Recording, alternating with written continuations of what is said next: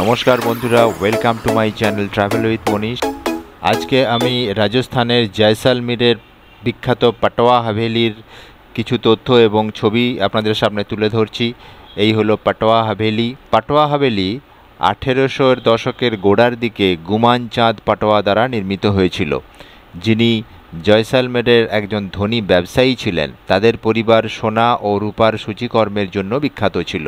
এই ব্যবসায়ী পরিবারটি ব্রোকেট বণিক হিসেবে স্বীকৃত হয়েছিল এবং হাভেলিটিকে ব্রোকেট বণিকদের ম্যানশনও বলা হতো।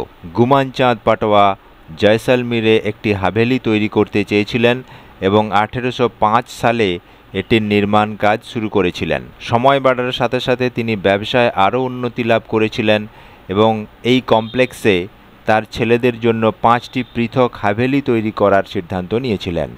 পাটোয়া কি হাভেলি সম্পূর্ণরূপে তৈরি হতে প্রায় 60 বছর সময় লেগেছিল এবং জয়সালমীরের বৃহত্তম প্রাসাদে পরিণত হয়েছিল।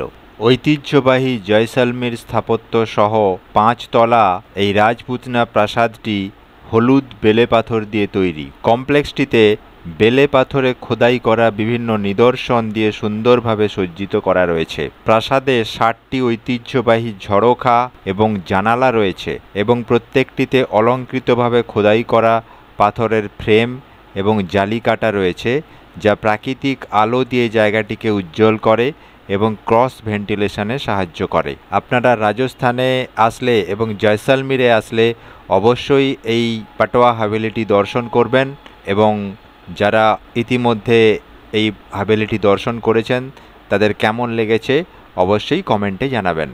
এইরকম আরও ভিডিও পেতে আমার চ্যানেলটিকে সাবস্ক্রাইব করুন, লাইক, শেয়ার এবং কমেন্ট করুন।